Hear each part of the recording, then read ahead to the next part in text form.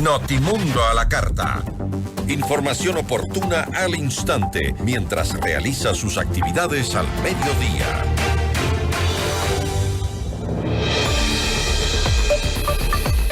Un fallecido y 4 heridos habrían dejado los disturbios de la noche de ayer en la cárcel regional de Guayaquil.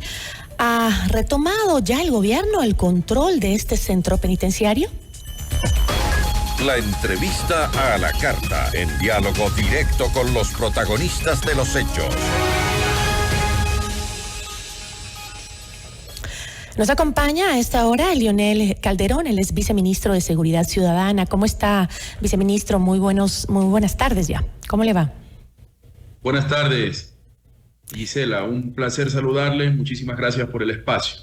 A usted, muchísimas gracias. A los ciudadanos también, muchísimas gracias a los radioescuchas por estar aquí presentes. Siempre es importante para este gobierno la transparencia y la comunicación de la información. Muchísimas gracias. En estos disturbios se pone en manifiesto una serie de problemas persistentes en la gestión de la cárcel, pese al estado de conflicto armado interno, incluida la presencia de dispositivos celulares entre los reclusos, lo cual había quedado evidenciada durante el motín, ya que transmitieron la revuelta en tiempo real, viceministro, a través de la red TikTok. El gobierno había anunciado que había tomado el control por completo de los centros carcelarios. Incluso el mes pasado se realizó un tour con la prensa por la cárcel de La Tacunga. Sin embargo, ¿los reos todavía tienen acceso a celulares, internet y estos objetos prohibidos? Sí, Giselle. Primero vamos a contextualizar, ¿no? El asunto del control de las cárceles es una acción que no es sencilla, es compleja, es paulatina, es constante. El Estado ecuatoriano tiene control de los centros penitenciarios ahora, tanto es así que este amotinamiento y su posible escalamiento fue controlado en poco más de 2 horas, lo que en otros tiempos se demoraban en controlarse y llamar mal controlarse. La dificultad de controlar era tal que el amotinamiento era generalizado y hemos sido testigos de los disturbios, amotinamientos y masacres en otras épocas. Entonces es importante que usted observe que la presencia de las fuerzas del orden, de las fuerzas de seguridad en los centros penitenciarios ha permitido que haya un control inmediato a través de un operativo impecable e intensivo. Ahora, le vuelvo a preguntar sobre este tema porque sí me llama mucho la atención, porque más allá de la presencia militar en las cárceles, todo lo que se ha estado haciendo en estos meses, ¿por qué el gobierno no puede implementar herramientas básicas, por ejemplo, como los inhibidores de señal celular, ¿no? Porque también no solo es el hecho de lo que se ingresa a las cárceles, sino que tengan la señal para transmitir, que tengan internet todavía para poder transmitir este tipo de cosas. Sorprende cuando los inhibidores de señal celular es algo básico en las cárceles, ¿no? Sí, Giselle, se está trabajando muchísimo en esto. Son planes de trabajo que deben irse ejecutando poco a poco. Lo primero que se ha realizado son controles operativos físicos. Está ahorita instalado, por ejemplo, un CAMEX, que es el control de armas, municiones y explosivos. Entonces, con la vigencia de la ley, urgente en materia económica, vamos a poder tener recursos para poder gestionar de mejor manera esta situación. Viceministro, usted había dicho que, le escuchaba también ahora de mañana, además de las declaraciones que acaba de darnos, que controlar las cárceles, evitar este ingreso constante de objetos prohibidos, es un asunto que no se soluciona de la noche a la mañana. Creo que la ciudadanía estamos claros en eso. Sin embargo, el estado de excepción va en marcha 80 días en los cuales incluso con la fuerte movilización militar no se puede prever un amotinamiento.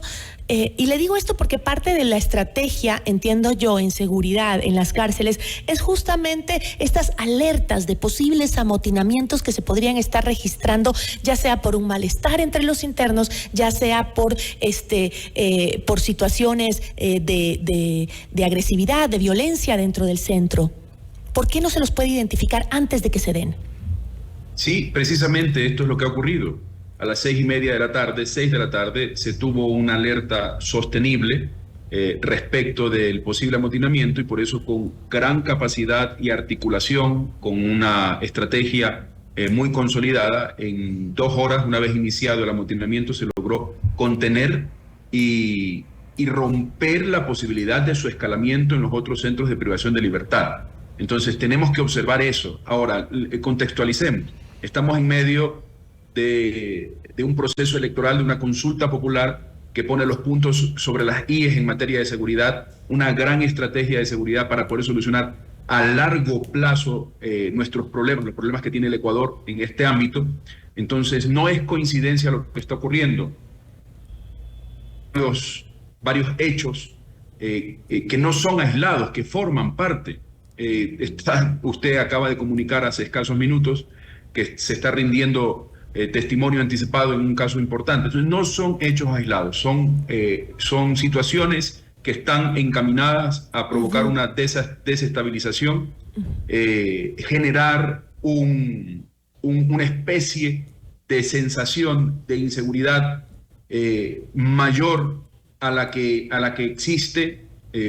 Son guerras mediáticas, entonces tenemos que tener cuidado. Estamos en medio de un conflicto armado y por eso la estrategia para atender un conflicto armado difiere completamente de cualquier otra estrategia de seguridad. Lo mismo a nivel comunicacional. Tenemos que adaptarnos a esta situación.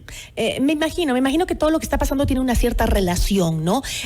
Los testimonios que se están dando ahora en la Corte Nacional de Justicia, que tiene relación con las bandas que lideran el narcotráfico en nuestro país y que justamente se manejan desde las cárceles, ¿no? Ya hemos visto un poco cómo funciona esto, la ciudadanía. Sin embargo, yo le insisto en este tema porque usted me dice, lo logramos contener y en 2 horas el amotinamiento, y eso creo que en comparación a lo que ya hemos vivido en las cárceles del país durante los últimos años, sí, llega a ser un logro, es un éxito, pero por otro lado también vuelvo a preguntarle, porque yo creo que, y se ha anunciado que debe existir algún tipo de estrategia de inteligencia militar que examine el estado de las cárceles y donde pueda registrar el disturbio antes de que se dé, ¿no? Es decir, antes mantener, eso es el control de las cárceles, eso es lo que vemos en otros países, que es el control de las cárceles, es decir, aquí vamos a disolver la intención de hacer un amotinamiento, no que lo controlo en 2 horas, que está muy bien esa reacción, pero digo, la inteligencia es justamente eso en las instituciones del orden, ¿no? El poder prever estos hechos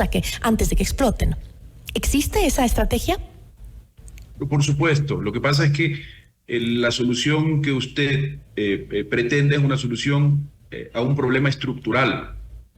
Tenemos 4 meses trabajando en estas soluciones que ya han sido previamente planificadas. Entonces, son problemas que están relacionados con infraestructura, con mejorar la capacidad operativa del propio SNAI. No es un asunto sencillo. Yo le pido que por favor contemple las cosas en su conjunto. Yo señalaba, si usted escuchó la entrevista en la mañana, entonces pudo escuchar también que hay un informe de la Comisión Interamericana de Derechos Humanos que es del año 2022, que señala claramente que este problema tiene 20 años, por lo menos 2 décadas. Entonces, es un problema de desinstitucionalización, de desestructuración del sistema de rehabilitación social. Señala ese informe específicamente que las cárceles constituían centros de operación, centros de mando de la delincuencia organizada. Perdóneme, no se puede solucionar ese problema tan complejo de la noche a la mañana. Las estrategias, los planes han sido muy bien implementados a tal nivel que en las condiciones aún precarias de este sistema se ha logrado controlar con mucho éxito este amotinamiento y su posible escalamiento.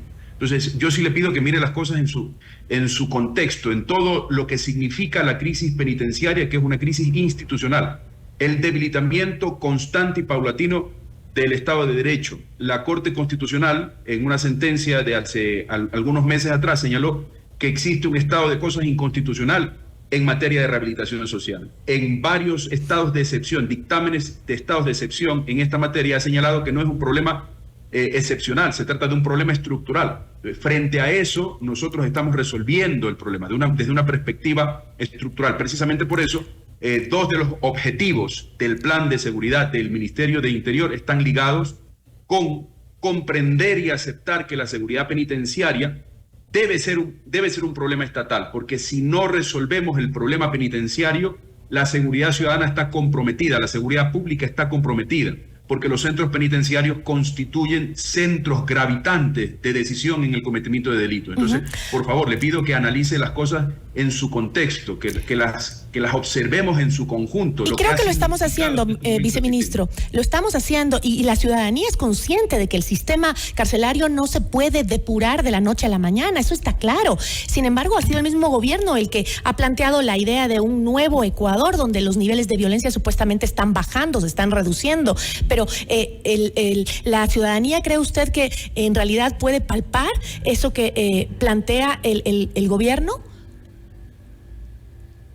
Por supuesto. En la entrevista hace unos minutos señalaban uno de los que entrevistaban cómo los ciudadanos están acudiendo en los feriados porque están un poco más confiados. No solo tenemos datos reales de disminución de la inseguridad, es también la percepción. Los ciudadanos están con un ambiente de mayor seguridad, se sienten más seguros para poder salir, transitar en determinados espacios. Entonces, los ciudadanos están conscientes, tranquilos, hay un respaldo multitudinario a las acciones que realiza el gobierno. Y esa tranquilidad y ese respaldo, viceministro, se da porque nos han dicho que las muertes violentas han disminuido, se han reducido. Entonces la ciudadanía siente esa tranquilidad, ¿no? Pero hay también otros delitos como el secuestro, la extorsión, que incluso hay datos que se han casi quintuplicado en algunos sectores en comparación con el 2023. Por eso es que yo insisto en que si podemos realmente hablar de un país más seguro por las cifras de las muertes violentas que se han reducido en los lugares justamente donde hay presencia militar. Sí, bueno, hay una reducción generalizada de los delitos, en promedio 25%, si usted puede revisar las estadísticas, frente a siempre que existe el fortalecimiento de los entes de seguridad en su accionar, la delincuencia comienza a mutar, a pasar hacia otras actividades delictivas que pueden generar recursos rápidamente para poder financiar sus otras actividades delictivas. Entonces, como el Estado en su conjunto está realizando una gran lucha, un gran combate en este ámbito, pues obviamente es necesario realizar estrategias nuevas frente a esos nuevos hechos. Precisamente a los delitos que usted refiere, a la criminalidad relacionada con extorsión y secuestros, hemos implementado el 18 de marzo la Fuerza FICE, que es una unidad especializada de la Policía Nacional para poder atender esta problemática exclusivamente. Hemos suscrito un convenio, un acuerdo de cooperación con la República de Italia, porque ellos tienen gran experiencia en esto, una gran experiencia en materia de extorsiones, para que exista cooperación técnica en este ámbito, capacitación. Entonces se está trabajando. La lucha es complicada, la lucha es difícil, pero se está trabajando. Entonces se reconoce que esos delitos sí se han incrementado pese a lo que se está haciendo en otros ámbitos de la delincuencia. Lo que se reconoce, los números no mienten. Tenga usted en cuenta una cosa, Gisela, que cuando existe fortalecimiento de los entes de seguridad, también las cifras que estaban opacas comienzan a sincerarse, porque yo comienzo a confiar en el sistema. Confío en que las fuerzas de seguridad van a atender mi reclamo. Se está estudiando esto. Entonces, el crecimiento en el número, en los datos, también está explicado por la confianza de los ciudadanos en las fuerzas de seguridad, porque los ciudadanos están confiando en que las fuerzas de seguridad van a cumplir con su rol constitucional y legal. Entonces me está diciendo, viceministro, que por ejemplo el hecho de que hoy se registren casi 5 veces más número de denuncias sobre extorsión y secuestro en algunas ciudades como Guayaquil, por ejemplo, eso quiere decir que la gente se siente más segura para ir a denunciar, porque claro, el tema del secuestro es un delito en el que, y el de la extorsión también, que el miedo influye mucho, ¿no? Por supuesto, sí. Está la autocomposición y la heterocomposición. Cuando yo tengo confianza en el Estado, pues yo acudo para que el Estado resuelva los problemas de justicia. Porque yo tengo aquí una cifra que es preocupante. Dice, en Guayaquil, entre enero y el 8 de marzo del año pasado, la cifra de secuestros y extorsiones había llegado a 120, pero de denuncias, ¿no? Pero en el mismo periodo de 2024, ese volumen trepó a 618. Pese al estado de emergencia y los toques de queda que vivimos en las respectivas ciudades. Entonces, claro, sí puede haber un incremento por el hecho que la gente tiene más confianza en ir y denunciar, ¿no? Porque ve que hay efectividad. Le pido que compare las 18 semanas del gobierno con las 18 semanas anteriores. Anteriores, inmediatamente anteriores. Las inmediatamente anteriores. Y usted se va a percatar. Y usted se va a percatar que en algunas semanas hay inclusive decrecimiento en los mismos delitos que usted refiere. Volviendo al tema, al tema del motín registrado ayer en la cárcel que usted nos menciona que ya se ha controlado. ¿Nos puede confirmar la cifra de fallecidos, por favor? Porque por un lado dicen que hay un fallecido, por otro las Fuerzas Armadas dicen que hay 3 fallecidos y 4 heridos. ¿Puede ser esa la cifra? Hasta este momento las cifras que manejamos nosotros desde el Ministerio del Interior es 1 fallecido y 6 heridos. Estas cifras van a poder seguir siendo actualizadas en la medida en que se continúen con los operativos CAMEX. Bueno, viceministro, me acaban de decir que está dando una rueda de prensa las Fuerzas Armadas y justamente actualizan las cifras, son 3 fallecidos y 4 heridos, no uno solo, se ha aumentado a 3 el número de fallecidos, entonces es una cifra que podemos confiar porque la acaba de dar las Fuerzas Armadas en rueda de prensa hace pocos minutos. Viceministro, ¿cuál es el siguiente paso? ¿Es posible? Usted ha dicho que todo tiene una conexión, que al parecer lo que está pasando hoy en los testimonios anticipados de 4 de los principales implicados en el caso Metástasis podría tener una conexión con lo que vivimos anoche y amotinamiento en las cárceles. ¿Estamos atentos a cualquier hecho de violencia que se pueda suscitar nuevamente debido a lo que está sucediendo en la justicia en nuestro país en este momento? Debemos estar atentos. Estamos en un conflicto armado interno. Estamos en una situación delicada. El conflicto armado interno es en contra de estos grupos que mediante el decreto 111 se fueron identificados, grupos terroristas y de delincuencia organizada. Entonces tenemos que estar atentos, Le agradezco muchísimo, viceministro. Esperemos que todo pase con tranquilidad, sobre todo porque estamos en un feriado en donde mucha gente se va a aglomerar por las manifestaciones religiosas. En Semana Santa, el tema de las procesiones siempre atrae mucho a la ciudadanía por su fe y sería terrible que suceda algo inesperado en cuanto a la violencia, ¿no? Sabemos que se está controlando en todos los ámbitos del país este tipo de hechos, ¿no? Sí, culmino agradeciéndole nuevamente por el espacio y exhortando también a todos los medios de comunicación y a los comunicadores a poder revisar todas estas cuestiones de un modo contextualizado, de un modo patriótico también y contextualizado. También a la ciudadanía, porque el problema de la seguridad, no es posible solucionarlo sin el fortalecimiento de la ciudadanía y sin la reconstrucción del tejido social y de los valores. Muchísimas gracias, Giselle. A usted, viceministro, muchísimas gracias. Y siempre con responsabilidad tratamos y amor a nuestra patria es lo que tratamos de hacer en cada entrevista que realizamos. Nos acompañó Leonel Calderón, viceministro de Seguridad Ciudadana. Notimundo a la carta.